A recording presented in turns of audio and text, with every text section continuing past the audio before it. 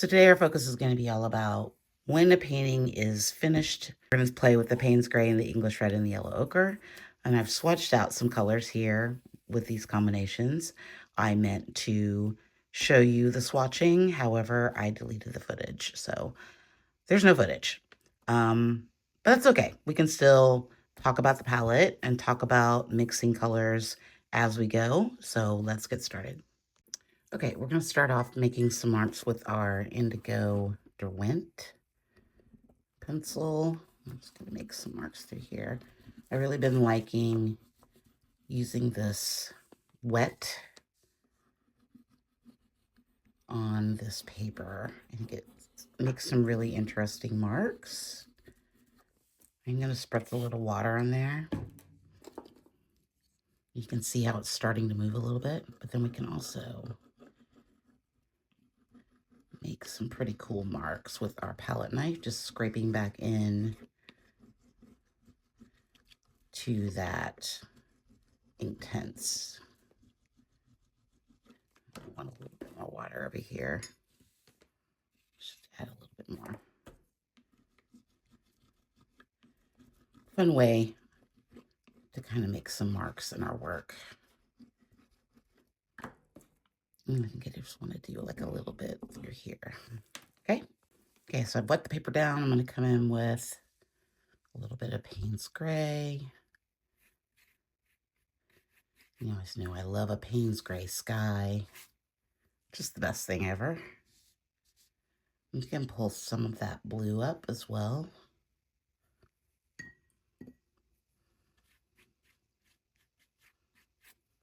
Let's come back in with our palette knife and make some marks.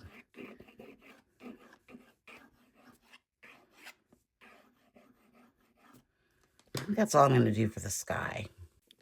Let's come in with a little bit of this yellow ochre mix just to get us started. I did wet down the paper a little bit here too. Let's see. Let's add a bit of that English red. Maybe not that much. Working wet into wet. See what marks we can make. Oh, that's really pretty. I like that. Let's add a little bit of this sort of brown color in here too. This was I believe it was the red with the blue. Or the Payne's Gray, sorry. My brain is not working all of a sudden. I like how those colors are mixing together. Neat. Remember, we don't have to be perfect here. That's not what we're after. We're not trying to make beautiful art. We're just trying to make something that we can enjoy. I really enjoy that. Let's add a bit more. I mixed up a little bit of the Payne's Gray with that brown color, just to kind of give it a little bit more cohesion through there. Add a little bit more blue.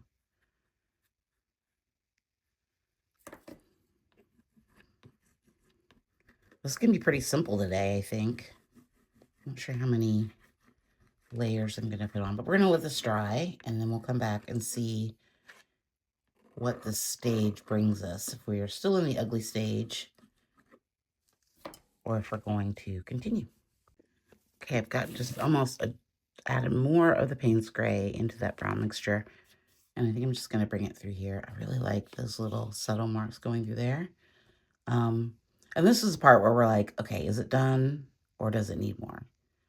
This is sort of for me like where a lot of people quit and stop thinking that they're done. But we could always add just a couple of more layers to really make some things happen. Let's bring in some more dark through here. And I just covered up that spot that I liked, because I do that sometimes. Okay. I want to bring more of that yellow in, but I think I'm going to do like, I kind of just want some marks through here. Like these sort of, that's not really working like I thought it would. Can't really get enough on the palette knife. But I just want these little marks, these little lines coming through here.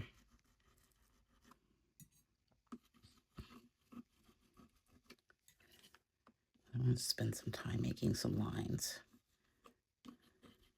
Ooh, I like it with the brown.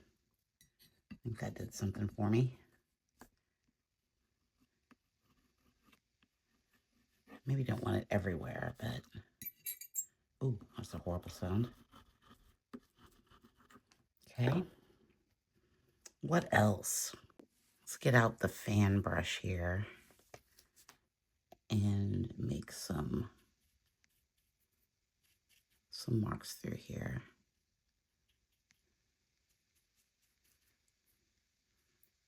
I usually don't get bogged down in details like this, but I thought this might be a nice addition to kind of add some texture through here.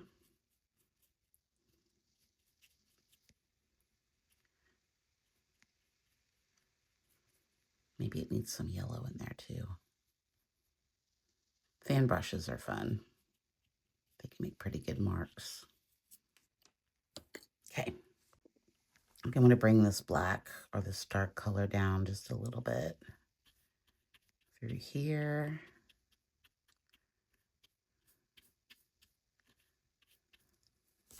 I like how it's kind of just sitting there. So I've got the Caran d'Ache orangish yellow. I put it on some deli paper. I just want to make some marks through here that are just going to scrape with the side, kind of make these. I'm scraping over the paper to make these interesting marks. Just kind of want a little bit of it on there, but I don't want it to look like lines. Probably shouldn't talk while I'm trying to scrape. You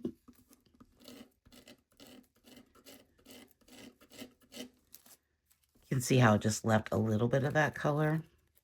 I want a little more on there. I like how that's coming out. Just adding a little bit of texture. It's just going over top of the rises and the lumps in the paper. I'm going to put a few more over here.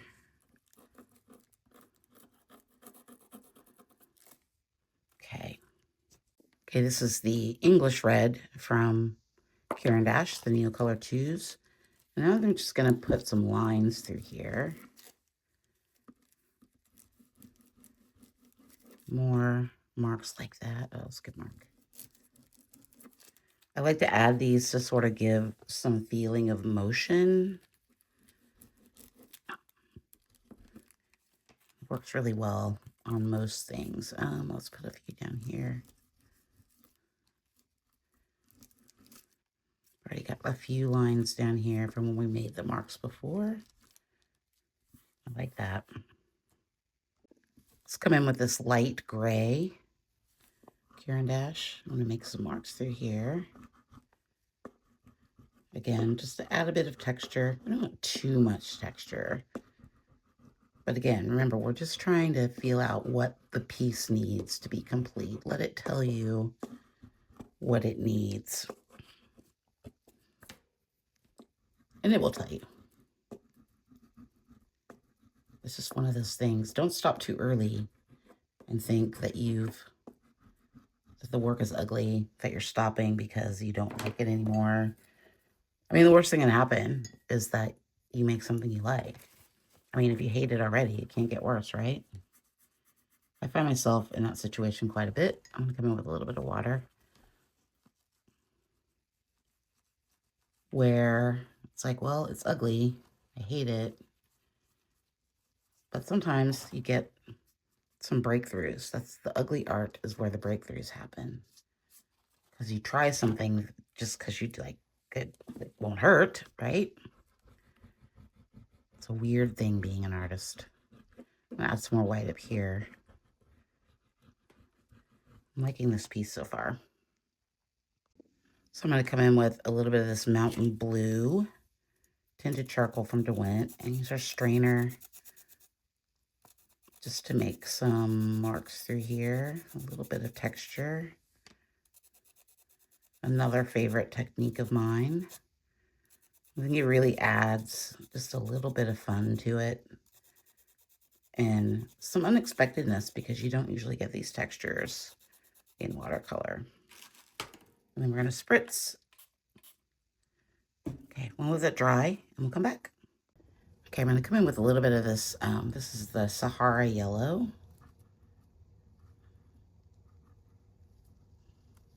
Just want some little bits of pops of color up here.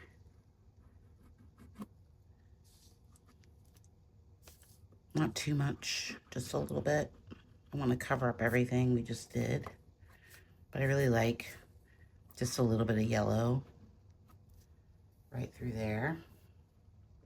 And lastly, I'm just going to put some pencil marks through here, some light pencil marks. I like to add in these lines just to kind of give you something to look at when you get up close. And add a little pops of texture, I think is always fun. Let's put like, maybe there's something distant going on there. Just sort of like implied areas of pencil marks. I don't think I want to do too many. I'm trying to decide if I'm going to add black. I don't think I am. I think we're done. So here it is with the matte. I like the way this turned out. I think the colors, the watercolor we put through here, underneath here is nice. I like that brown. I like the tinted charcoal shavings there, nice. Love this part right here with the ink tints and the scraping back. I think it has a good sense of light. The movement could be better. I think I could have made more directional moves here, but I kind of like the lines coming this way and this way. Overall, pretty happy. I think I like this one. I'm not sure about that part there, though. I'm not sure if I want to put something there. I think I'm just going to leave it. Yeah. Let me know your thoughts in the comments.